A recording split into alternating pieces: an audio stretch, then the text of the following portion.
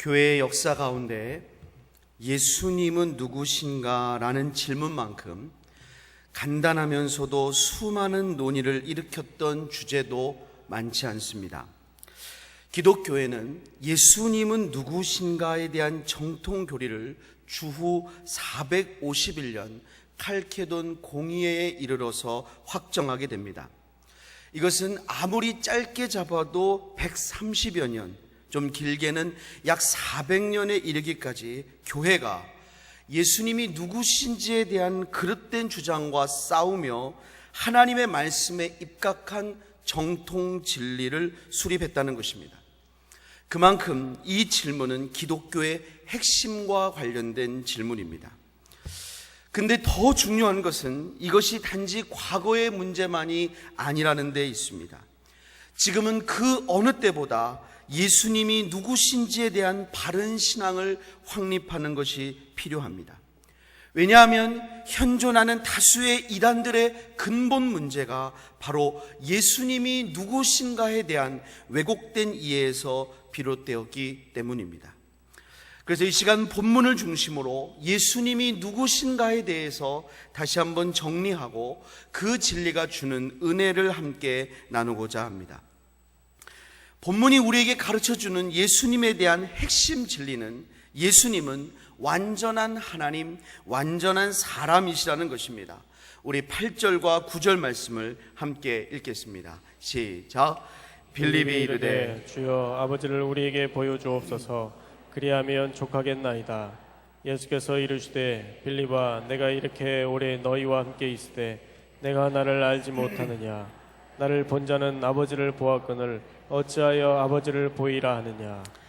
제자 빌립은 예수님께 하나님 아버지를 보여달라고 하였습니다. 그때 예수님께서는 빌립아, 내가 이렇게 오랫동안 너희와 함께 있으되 내가 나를 알지 못하느냐? 나를 본 자는 아버지를 보았거늘 어찌하여 아버지를 보이라 하느냐? 라고 하셨습니다. 여기서 알 수 있는 첫 번째 사실은 빌립이 하나님을 볼 수는 없었지만 예수님은 분명히 보았다는 것입니다. 사실 그냥 예수님을 보기만 한 것이 아니죠. 사도 요한은 예수님에 대해 증거할 때 태초부터 있는 생명의 말씀에 관하여는 우리가 들은 바요, 우리가 눈으로 본 바요, 자세히 보고 우리의 손으로 만진 바라고 하였습니다. 빌립, 요한을 비롯한 12명의 제자들은 예수님을 분명히 보았습니다. 예수님을 만질 수도 있었습니다. 이것은 예수님이 우리와 똑같은 육체를 가지고 계셨음을 의미합니다. 예수님은 목마르기도 하셨고 주무시기도 하셨고 배고프기도 하셨습니다.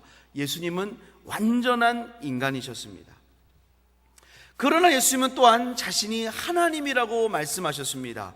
예수님께서 빌립이 자신을 본 것은 곧 하나님 아버지를 본 것이기 때문에 하나님을 보여달라고 할 필요가 없다고 하셨습니다. 나를 보면 하나님 본 거야, 이렇게 말씀하셨다는 것입니다. 뿐만 아닙니다. 요한복음 10장 30절에서는 이렇게까지 말씀하셨습니다. 10장 30절 말씀을 함께 읽습니다. 시작. 나와 아버지는 하나이니라 하신대. 예수님은 아예 자신과 하나님 아버지가 하나라고 그랬습니다. 똑같은 한 본질의 하나님이시다라는 것입니다. 자, 그렇다면 정리해 봅시다. 예수님 말씀 그대로를 정리해 보겠습니다. 예수님이 누구십니까? 완전한 인간이십니다. 또한 동시에 완전한 하나님이십니다. 신약 성경의 곳곳에는 이와 같이 예수님께서 완전한 신성과 완전한 인성을 갖고 계신 분임을 증거하는 내용이 많이 있습니다. 그러니까 가끔 어떤 분들이 이렇게 재밌는 상상을 하기도 합니다. 그러면 예를 들어서 예수님은 그리스 신화에 나오는 반인 반신의 존재와 같은 분입니까? 그러나 여러분, 예수님은 50%는 하나님, 50%는 사람이 아닙니다. 예수님은 100% 하나님, 100% 사람입니다. 어떻게 그게 가능합니까? 그게 하나님의 신비입니다. 삼위일체가 하나님의 신비스러운 존재 방식인 것처럼 우리의 성자 예수님의 존재 방식이 그렇게 신비합니다. 그래서 태초부터 계신 말씀이 육체로 이곳에 오신 성육신 사건은 그렇게 신비한 것입니다. 여호와의 증인이 왜 이단입니까? 여호와의 증인은 예수님이 구원자라고 인정합니다. 근데 뭐가 이단일까요? 그들은 예수님을 하나님이 만드신 피조물 가운데 으뜸이라는 거예요.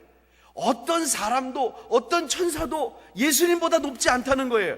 그러나 예수님은 하나님이 아니라는 거예요. 이건 고대의 아리우스주의라는 것의 재탕입니다. 하나님은 아니지만 제일 높은 분, 그리고 구원도 할 수 있는 분, 그러나 명백한 이단입니다. 예수님은 하나님이십니다. 그렇다면 예수님께서 완전한 하나님이시며 또한 완전한 인간이시라고 하는 이 진리가 그렇게 중요한 이유가 무엇일까요? 왜 교회는 이것을 그토록 수호해 왔을까요? 이것은 예수님이 이러한 존재이시기 때문에 우리에게 미쳐진 은혜가 굉장히 중요하기 때문에 그렇습니다. 오늘 말씀 통해 크게 세 가지로 살펴보겠습니다. 첫 번째, 예수님만이 유일한 구원자이시라는 것입니다. 예수님께서 완전한 하나님, 완전한 사람이시기 때문에 예수님만이 우리의 유일한 구원자가 됩니다. 하나님께서는 구약의 율법을 통해서 사람이 죄사함을 받는 궁극적인 길을 예표하셨어요. 예표. 소위 대속을 통한 죄사함입니다. 내가 죄를 졌는데 다른 존재를 통해서 내 죄가 용서받는 거예요. 하나님이 이걸 알려주기 위해서 구약을 통해서 계속해서 예표를 보여주셨어요. 대속이라는 것입니다. 그런데 다른 사람을 위한 대속제물이 되려면 아주 까다로운 자격을 통과해야 됩니다. 첫 번째로 대속자는 흠이 없어야 돼요. 본인이 죄가 없어야 다른 사람의 대속자가 될 수 있습니다. 만약에 자기 죄가 있다면 그는 그 죄 때문에 멸망할 존재에 불과한 거예요. 남의 죄는 어떻게 할 수가 없는 거죠. 그런데 문제는 뭐냐? 로마서 3장 23절에 따르면 모든 사람이 죄를 범하였음에 하나님의 영광에 이르지 못한다고 그랬습니다. 모든 사람이 다 죄를 범하였습니다. 그러므로 어느 사람도 남의 죄를 책임질 수 있는 사람이 사람 중에는 없습니다. 사람 가운데는 대속자가 없다는 거예요. 두 번째 조건은 뭐냐? 대속자는 육체로 된 존재여야만 합니다. 히브리서 9장 22절을 읽어보겠습니다. 히브리서 9장 22절 시작.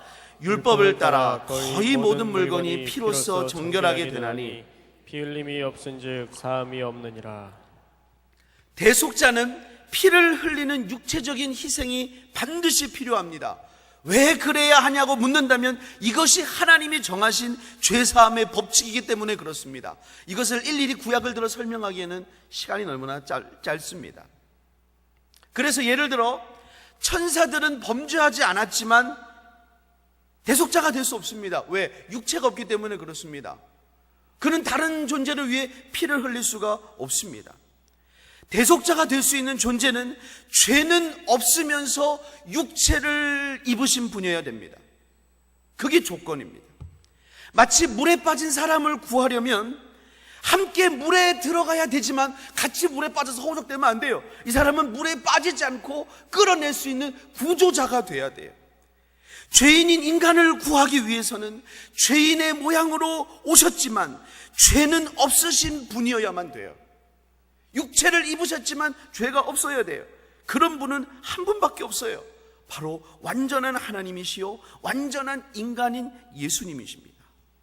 사도행전 4장 12절 말씀 한번 읽어보겠습니다. 시작. 다른 이로서는 구원을 받을 수 없나니 천하 사람 중에 구원을 받을 만한 다른 이름을 우리에게 주신 일이 없음이라 하였더라. 예수님만이 우리의 유일한 구원자라는 선언입니다. 하나님은 천하 사람 중에 구원받을 만한 다른 이름을 인류 가운데 주신 적이 없어요.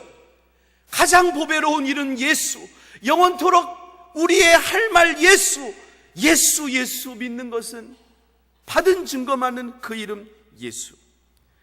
그러므로 예수님의 구원 사역이 부족해서 그것을 보충해야 할 존재가 필요하다고 주장하는 이들은 명백한 이단입니다. 예를 들어 안상홍 하나님의 교회가 있습니다. 자, 그들은 뭐라고 주장하냐? 메시아는 다윗의 자손이라는 것입니다. 근데 다윗이 40년을 통치했다는 거예요. 그런데 예수님은 3년만 공생애를 하셨잖아요. 그럼 얼마가 비는 거예요? 37년이 빈다는 거예요. 그럼 그거 누가 메꾸냐는 거예요? 안상홍이 메꾼다는 거예요. 근데 그들이요, 뭐 어떻게 했는지 모르지만 안상홍 씨가 죽었잖아요. 근데 그가 활동하고 37년 만에 또 죽었대요. 어떤 셈법인지는 모르겠어요. 근데 끼워 맞추기 셈법이죠. 그러니까 죽어도 더 날린 거예요. 아, 진짜였다 이거예요. 완전히 이단 중에 이단입니다. 이건 이단 중에 이단.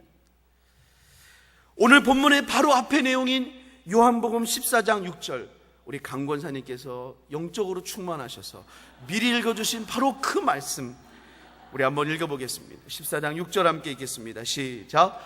예수께서 이르시되 내가 곧 길이요 진리요 생명이니 나로 말미암지 않고는 아버지께로 올 자가 없느니라. 예수님 외에는 하나님께로 갈 수 있는 길, 구원의 길이 없습니다. 예수님만이 유일한 구원의 길입니다. 할렐루야. 다른 구원자가 없어요. 다른 중보자가 없어요. 디모데전서 2장 2절과 3절 말씀 읽어보겠습니다. 시작. 하나님은 한 분이시요 또 하나님과 사람 사이에, 제가 읽겠습니다. 하나님은 한 분이시요 또 하나님과 사람 사이의 중보자도 한 분이시니 곧 사람이신 그리스도 예수라. 그가 모든 사람을 위하여 자기를 대속물로 주셨으니 기약이 이르러 주신 증거니라. 하나님과 사람 사이의 중보자, 중재자, 대속자는 완전한 사람이요 완전한 하나님이신 예수님밖에 없다는 거예요. 근데 또 이런 차원 높은 그릇된 교리가 있어요. 하나님과 우리 사이엔 중보자가 예수님인데 예수님과 우리 사이에 중재자가 있다는 거예요. 마리아도 필요하고요, 신천지는 이만희도 필요하다는 거예요. 이단입니다. 천주교의 교리도 굉장히 큰 문제를 안고 있는 것입니다. 두 번째로, 예수님은 최고의 위로자이시라는 것이 이 교리에 담겨 있습니다.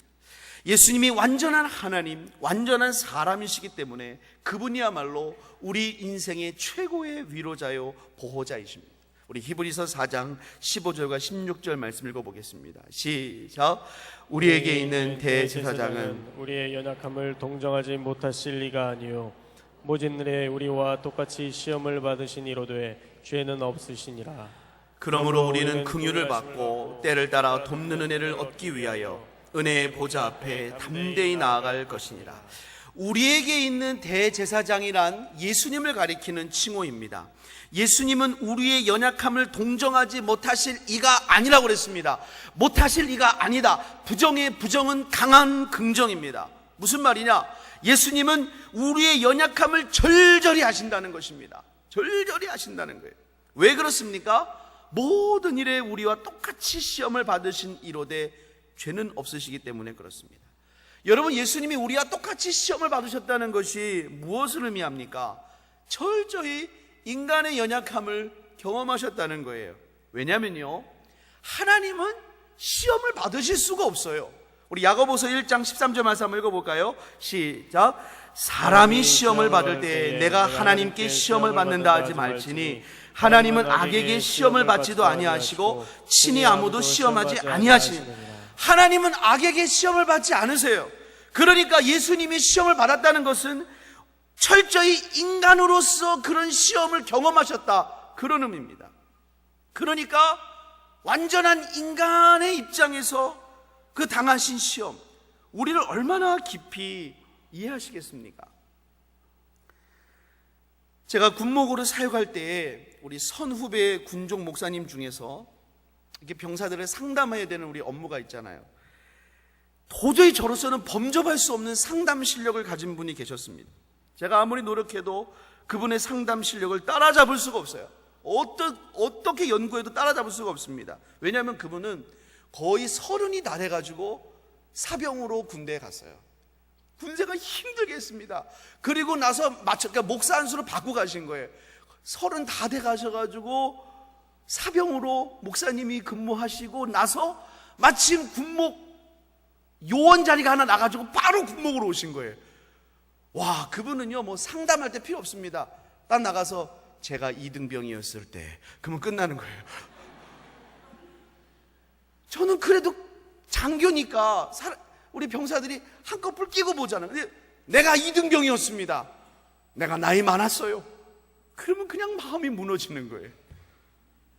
같은 병사로서 병사의 심정을 아는 것입니다. 최고의 위로자죠. 예수님이 우리를 아신다고 그럴 때 보좌 위에서 우리를 아신다는 것만은 의미하지 않습니다. 인간의 입장에서 인간의 아픔을 아세요. 사랑하는 나사로를 떠나보낼 때 예수님은 눈물을 흘리셨습니다. 여러분, 정말 이상하지 않습니까?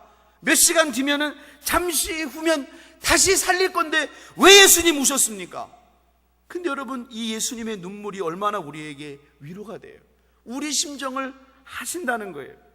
우리 여러분, 먼저 떠나보낸 우리의 가족, 형제, 자매, 우리의 동료들을 알잖아요. 우리가 그 사랑하는 사람들을 다시 오실 그 나라에서 부활의 몸으로 만날 것을 분명히 압니다. 그것을 소망합니다. 근데 여러분, 슬퍼요, 안 슬퍼요? 슬프잖아요. 분명히 알지만 슬프잖아요. 예수님도 우셨어요. 내가 안다는 거예요.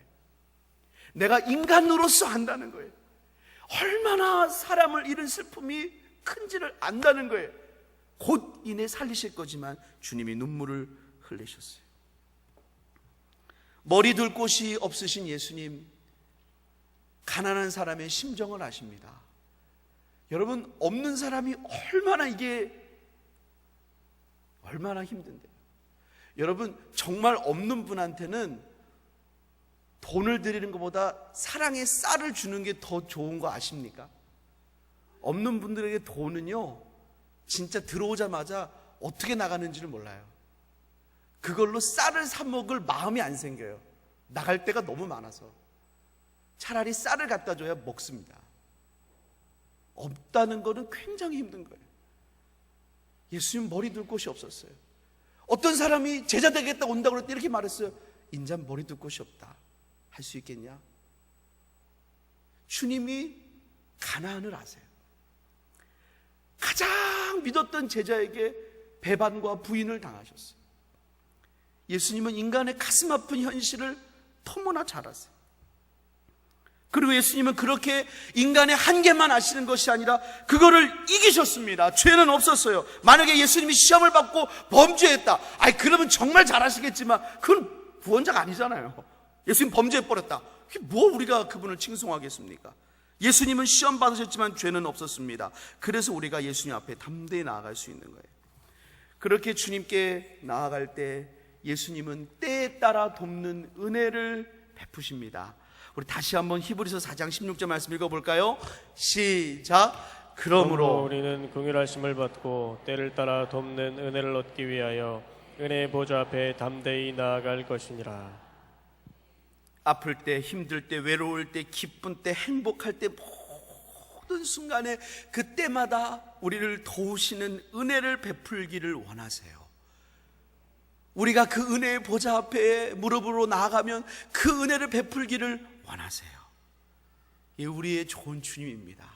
여러분, 그 주님께 기도로 나아가시기를 예수님의 이름으로 축복합니다. 여러분, 특별히 이번 주간 태신자를 위해 기도하는 주간이잖아요. 여러분, 기도가 살아야 전도가 되는 줄을 믿습니다. 기도로 회복하세요. 주님께 여러분의 문제도 다 맡기세요. 여러분이 전도해야 될 그 영혼을 맡기세요. 하나님이 일하실 줄을 믿습니다. 세 번째로, 예수님은 완벽한 모범이시라는 거예요. 완전한 하나님, 완전한 인간이신 예수님은 우리가 어떻게 믿음의 삶을 승리해야 할지를 보여주는 가장 완벽한 모범이십니다. 오늘 본문 10절과 11절 말씀 읽어보겠습니다. 10절 11절 시작. 내가 아버지 안에 거하고 아버지는 내 안에 계신 것을 내가 믿지 아니하느냐. 내가 너희에게 이르는 말은 스스로 하는 것이 아니라 아버지께서 내 안에 계셔서 그의 일을 하시는 것이라. 내가 아버지 안에 거하고 아버지께서 내 안에 계심을 믿으라. 그렇지 못하겠거든 행하는 그 일로 말미암아 나를 믿으라. 이 말씀과 관련하여 스티븐 맥베이 목사님은 매우 독특한 의미 있는 해석을 하였습니다. 예수님은 완전한 하나님, 완전한 인간으로 오셨지만 이 땅에 계실 때는 신적 특권을 포기하셨다는 거예요. 이게 무슨 말이냐? 이거를 좀 더 명확히 이해하려면 빌립보서 2장 6절부터 8절을 함께 보아야 됩니다. 빌립보서 2장 6절부터 8절 읽어보겠습니다. 시작. 그는 근본 하나님의 본체시나 하나님과 동등됨을 취할 것으로 여기지 아니하시고 오히려 자기를 비워 종의 형체를 가지사 사람들과 같이 되셨고 사람의 모양으로 나타나사 자기를 낮추시고 죽기까지 복종하셨으니 곧 십자가에 죽으십니다. 예수님은 근본적으로 본질적으로 하나님의 본체이십니다. 그런데 이 땅에 오실 때 자기를 비우셨다고 그랬어요. 자기를 비워. 여기서 비워에 해당하는 이 단어가 케노라는 단어인데 비우다, 무효로 하다, 헛되게 하다라는 뜻이 있어요. 즉 하나님이시지만 하나님의 특권을 비우셨다. 하나님의 특권을 무효로 하셨다는 거예요. 하나님이세요. 완전한 하나님이신데 하나님의 특권을 무효로 하시면서 이 땅에 사셨다는 거예요. 자, 그러면 예수님에게서 나타나는 그 놀라운 기적과 이사는 어떻게 된 것입니까? 그건 하나님의 기적 아닙니까? 예, 맞습니다. 하나님의 기적입니다. 그럼 어떻게 이해됩니까? 그게 바로 본문 10절부터 11절의 내용이라는 거예요. 우리 10절부터 11절 내용을 읽어보겠습니다. 시작. 내가 아버지 안에 거하고 아버지는 내 안에 계신 것을 내가 믿지 아니하느냐? 내가 너에게 이르는 말은 스스로 하는 것이 아니라 아버지께서 내 안에 계셔서 그의 일을 하시는 것이라. 내가 아버지 안에 거하고 아버지께서 내 안에 계심을 믿으라. 그렇지 못하겠거든 행하노 그 일로 말미암아 나를 믿으라. 예수님이 하시는 말씀과 행동, 놀라운 기적들은 예수님 안에 거하시는 아버지 하나님의 능력으로 이루어졌다고 말씀하셨어요. 나는 스스로 내 일을 하는 것이 아니다. 나는 스스로 내 말을 하는 것이 아니다 말씀하셨어요. 하나님 아버지께서 예수님 안에 계셔서 그의 일을 하시는 것입니다. 이처럼 예수님은 인간의 몸을 입고 이 땅에 사실 때 매 순간 하나님을 의지하면서 승리하는 삶을 사는 본을 보여주셨습니다. 이것이 우리에게 주는 영적 진리가 무엇입니까? 우리가 어떻게 이 세상을 승리하는지를 알려주시는 것입니다.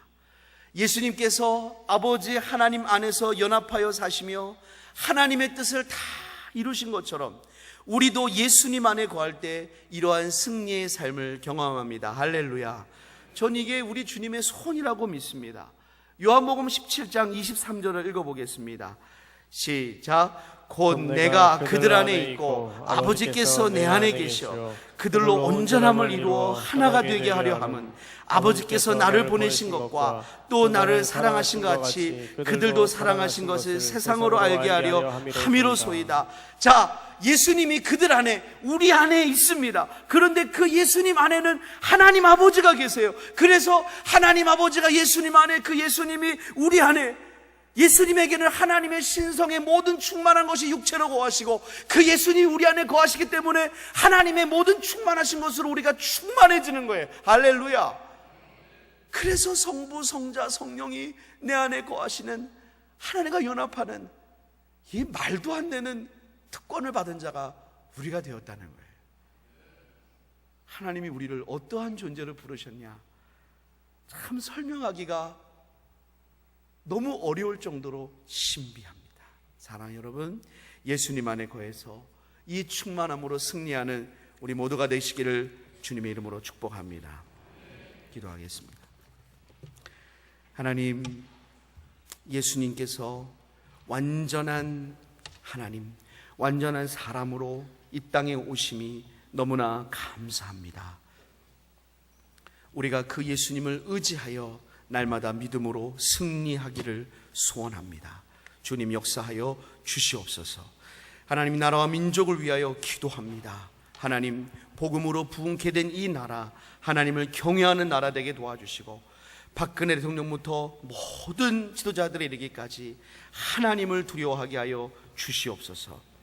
특별히 이 땅의 수많은 교회와 성도들을 하나님을 두려워하게 하여 주시되 특별히 82년 동안 세우신 우리 교회를 하나님 기억하여 주셔서 비전 11,100을 속히 이루어 주시고 이를 위해 세우신 담임 목사님 날마다 성령의 기름을 갑절로 부어주셔서 하나님의 뜻이 우리 가운데 이 천한 아산과 이 땅 가운데 이루어지도록 주님 역사하여 주시옵소서.